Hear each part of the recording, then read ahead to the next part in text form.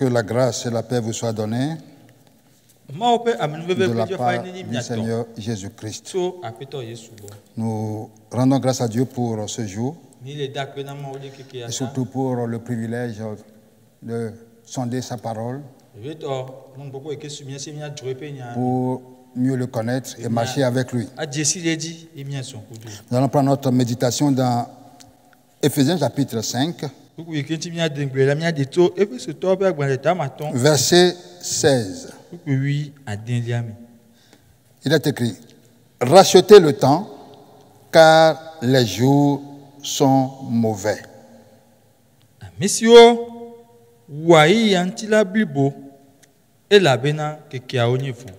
Rachetez le temps, car les jours sont mauvais.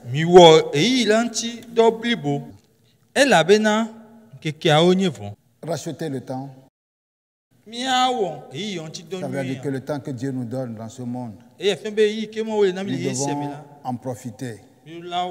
En profiter pour le connaître. La Bible dit: prépare-toi à la rencontre de ton Seigneur. Et c'est en ce moment que nous devons apprendre à profiter du temps que Dieu nous donne. Effectivement, nous reconnaissons que le temps que Dieu nous donne est court en ce moment. Le temps est court, mais suffisant pour le connaître. Et vous, quand la Bible dit que notre vie est comme une vapeur qui apparaît le matin et qui disparaît. Ça veut dire que nous avons seulement un temps très limité sur cette terre. Et nous devons profiter de ce temps-là pour connaître notre Créateur. Et puisque le temps est court, il serait inutile de prendre ce temps-là pour courir après les choses de ce monde. Prendre notre vie pour accumuler les biens matériels en sachant que notre temps est court. Et si le temps est court, nous devons utiliser de la sagesse pour connaître notre Dieu. Une fois, Jésus disait aux Juifs: travaillez, mais non pour la nourriture qui périt, mais pour la nourriture éternelle. Cette nourriture que le Fils de Dieu, le Fils de l'homme peut vous donner. Ça veut dire que si nous mettons toute notre énergie à travailler pour ce que nous allons manger, pour notre bien-être, nous risquons gros. Parce que la Bible dit que certes-il a un homme qui peut gagner le monde entier et s'il perd son âme. Et Jésus a également dit que la vie d'un homme ne dépend pas de ses biens, fut-il en abondance. La vie d'un homme ne dépend pas de ses biens. Et pour être heureux, on n'a pas besoin de beaucoup de choses pour être réellement heureux. Donc les jours sont mauvais. Nous devons racheter le temps pour apprendre à connaître notre Créateur. Et Jésus lui-même a dit: l'homme ne va pas seulement vivre de pain, mais de toute parole qui procède de la bouche de notre Dieu. C'est en ce moment que nous nous préparons à le connaître. Jésus a donné cette parabole d'un riche. Il est déjà riche, mais il a connu une année d'abondante récolte. Et il a commencé par faire son projet. Il a dit: qu'est-ce que je vais faire? Il dit: je vais abattre mes anciens greniers, je vais reconstruire de plus grands greniers, je vais commencer par bien amasser, bien entasser tout ce que j'ai. Et Dieu l'a regardé pendant qu'il faisait son projet. Lorsqu'il faisait beaucoup de gesticulations par rapport à son projet, Dieu dit insensé. Cette nuit même, ton âme te sera redemandée. Que vont devenir tous ces biens que tu amasses? Peut-être certains diront, nous allons amasser ça pour nos enfants. Qui vous dit que vos enfants vont réellement profiter de ça? C'est pour cela que la Bible dit, les temps sont mauvais, mais rachetez le temps. Préparons-nous à la rencontre de notre Dieu. Et c'est en cela que nous allons prendre l'exemple de l'apôtre Paul. Il nous a donné un bel exemple à suivre. Dans Philippiens chapitre 3, verset 5, nous savons que l'apôtre Paul, c'est un vrai persécuteur de l'Église. Un jour, il disait aux Juifs, il présentait son curriculum vitae, qui il est. Il dit, moi, circoncis le 8e jour, de la race d'Israël, de la tribu de Benjamin, hébreu né d'hébreu, quant à la loi, pharisien. Mais quant aux ailes, persécuteur de l'Église, irréprochable à l'égard de la justice de la loi. Dans la parole du verset 7, Philippiens chapitre 3, verset 7, il dit, mais ces choses qui étaient pour moi des gains, je les ai regardées comme une perte à cause de Christ. Vous, si nous voulons racheter le temps, ça veut dire que nous devons nous concentrer sur le Seigneur Jésus-Christ et chercher à le connaître. Et pour le connaître, il y a certaines choses dans lesquelles nous prenions plaisir que nous allons commencer par regarder comme de la boue. Verset 8e, il dit, et même je regarde toutes choses comme une perte à cause de l'excellence de la connaissance de Jésus-Christ, mon Seigneur, pour lequel j'ai renoncé à tout, et je les regarde comme de la boue afin de gagner Christ. C'est pendant que nous sommes dans cette vie que nous devons gagner Christ. Et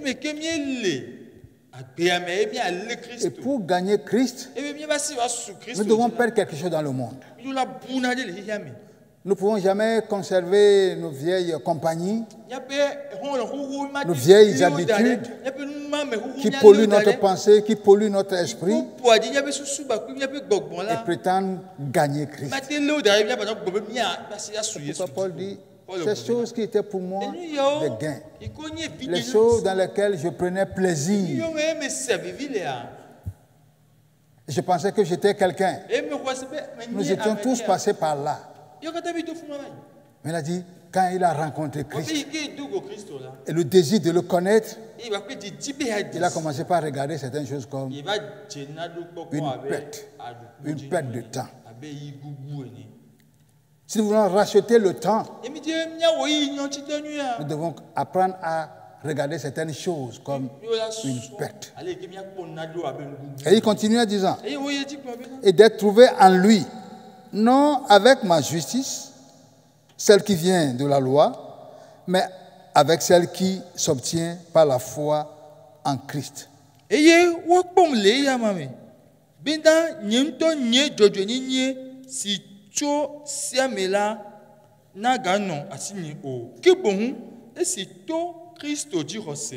la justice qui vient de Dieu par la foi. Par la foi en Jésus-Christ, nous recevons une justice, la justice de Dieu, qui nous permet de nous approcher de Dieu. Ça veut dire que Christ doit habiter dans notre cœur. Ça veut dire que notre cœur doit être transformé. C'est notre cœur qui doit être transformé et non notre tête. Aujourd'hui, nous avons beaucoup de serviteurs remplis de théologie, mais cette théologie est seulement dans leur tête. Le cœur n'est pas transformé.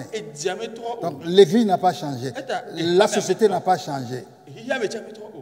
Parce qu'on n'a pas abandonné certaines choses pour connaître Christ. On ne peut pas saisir le monde et saisir en même temps Jésus-Christ. C'est pour cela que Jésus est clair. Il n'y a aucun rapport entre la lumière et les ténèbres. Il n'y a aucune communion entre le temple de Dieu et les idoles. Vous ne pouvez jamais manger à la table du diable et en même temps manger à la table du Seigneur Jésus-Christ.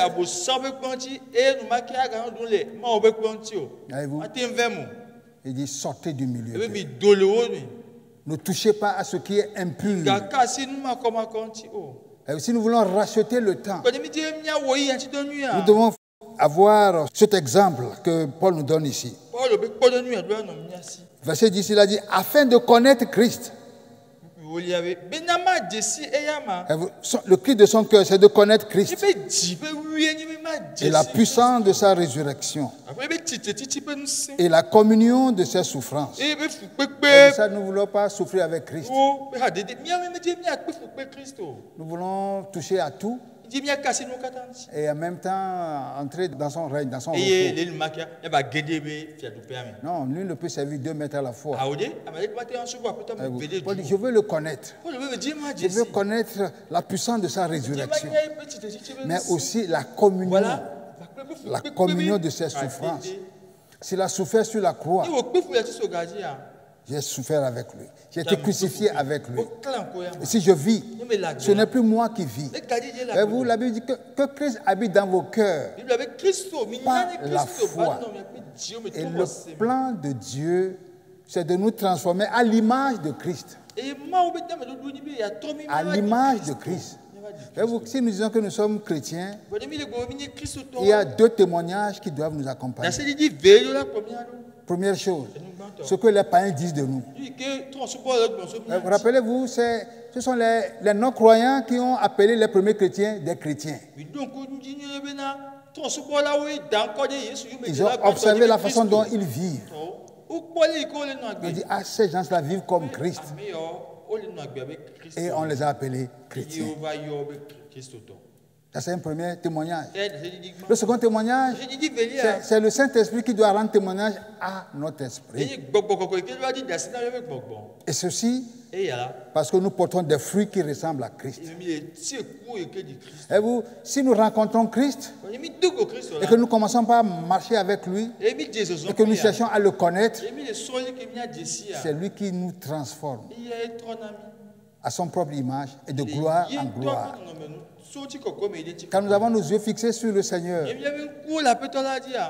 il nous transforme à son image et de gloire en gloire. Donc, la Bible dit que Christ habite dans vos cœurs par la foi. Donc, c'est le cœur qui est transformé. C'est dans le cœur que Christ habite. Et c'est notre cœur qui adore Dieu.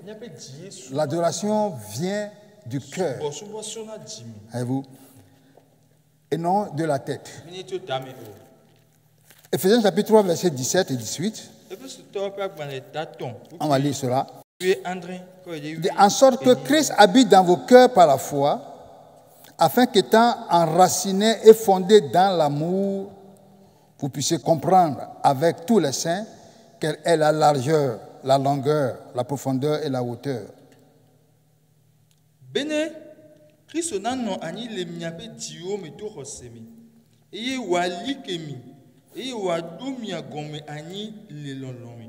Bene mi bakple ame kokoro kata nyateun adjesi nsinye kekeme ple titimi ple goglome ple kokomi. Quand nous donnons notre temps pour connaître Jésus-Christ, la Bible dit que nous pouvons être enracinés en lui, enracinés dans son amour. Et c'est en ce moment que nous allons porter des fruits, et des fruits qui lui ressemblent. Il a dit, je suis le cep, vous êtes les sarments. Nous puisons notre vie de Christ. Si nous voulons racheter le temps, nous devons nous concentrer sur le Seigneur Jésus, son amour pour nous, et chercher à le connaître, et que sa parole règne dans nos cœurs afin de porter des fruits. Et vous croire, c'est obéir. Obéir au Seigneur, celui qui nous a aimés. Et si nous voulons racheter le temps, nous devons avoir vraiment du temps pour sa parole et chercher à le connaître. Et c'est à ce moment que nous pouvons être des instruments entre ses mains pour accomplir ses desseins. Si le monde doit être transformé, c'est à partir de nous que nous disons chrétiens. Que le Saint-Esprit nous aide à racheter le temps et à chercher à connaître le Seigneur Jésus-Christ pour être enraciné et fondé en lui, en portant des fruits qui lui ressemblent, des fruits pour sa seule gloire. Que cette année nous donne, la nouvelle année qui s'annonce, nous amène à prendre une résolution pour, en toute chose, connaître d'abord le Seigneur Jésus-Christ et vivre pour lui. Amen. Amen.